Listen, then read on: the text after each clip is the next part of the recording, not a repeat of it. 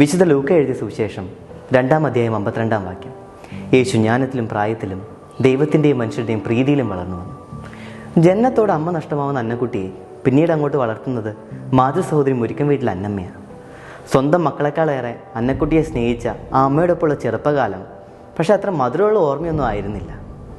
തൻ്റെ മകൾ ഉത്തമയ ഒരു കുടുംബിനിയാവണമെന്ന് ആഗ്രഹമുള്ളതുകൊണ്ടാകാം ഏതാണ്ട് പട്ടാള ചിട്ടയിലാണ് അന്നക്കുട്ടിയെ അമ്മ വളർത്തുന്നത്. അതിനെക്കുറിച്ച് അഭിമാനത്തോടെ അൽഫോൻസാമ്മ ഓർക്കുന്നത് ഇങ്ങനെയാണ്: എൻ്റെ അമ്മ എന്നെ ശാസിച്ചു വളർത്തിയതിനാലാണ് ഞാൻ ഇപ്രകാരമായതെന്ന്.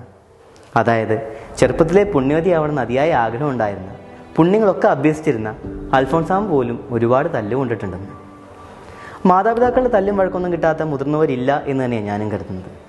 പണ്ട് ആ എന്ന അക്ഷരം എഴുതാൻ അറിയാൻ പാടില്ലാത്തതിൻ്റെ പേരിൽ തല്ല് കിട്ടി കരഞ്ഞ് ആ കണ്ണീരും വെച്ച് സ്ലേറ്റ് തുടച്ച ഒരു നഴ്സറി കാലം എൻ്റെ ഓർമ്മയിലുണ്ട്.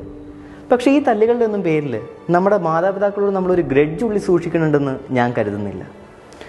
തല്ലാൻ ഒരു വടിയെടുത്താൽ രൂക്ഷമായിട്ടൊന്ന് നോക്കിയാൽ പോലും ചൈൽഡ് ലൈൻ ഇടപെടുന്ന കാലം.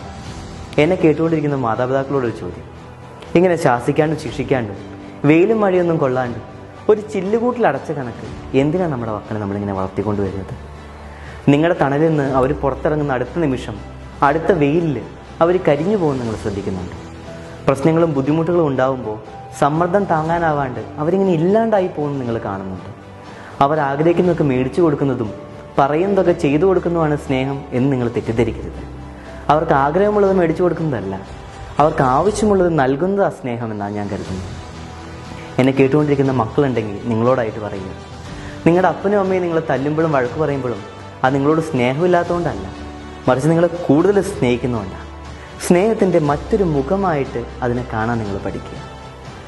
ഞാൻ ഉറപ്പ് തരുന്നു, ഒരു കാലഘട്ടത്തിൽ നിങ്ങൾ ബാല്യത്തിലേക്ക് തിരിഞ്ഞു നോക്കുമ്പോൾ നിങ്ങൾ ആദ്യം ഓർമ്മിക്കുക അപ്പം പറഞ്ഞ ഈ വഴക്കും അമ്മ തന്ന തല്ലൊക്കെ തന്നെയായിരിക്കും. അൽഫോൻസാമ്മ പോലും തല്ല് കണ്ട ലോകമല്ലേ നമ്മുടെ. അല്ലെങ്കിലും അമ്മയുടെ ഉമ്മയെ തീർന്നു പോകാത്ത എന്ത് വിഷമങ്ങളാവുക, അപ്പൻ്റെ ഒരു ചേർത്ത് പിടിക്കലിൽ ഇല്ലാണ്ടായി പോകാത്ത ഏത് ദുഃഖങ്ങളാവുള്ളത്. അതുകൊണ്ട് ഈ ധ്യാനകാലങ്ങളിൽ നമുക്കും പ്രാർത്ഥിക്കാം: അൽഫോൻസാമ്മേ, അമ്മ വളർന്നതുപോലെ ഈശോ വളർന്നതുപോലെ ജ്ഞാനത്തിലും പ്രായത്തിലും ദൈവത്തിൻ്റെയും മനുഷ്യരുടെയും പ്രീതിയിലൊക്കെ വളർന്നു വരുവാൻ ഞങ്ങളുടെ മക്കളെ സഹായിക്കണമേ എന്ന്.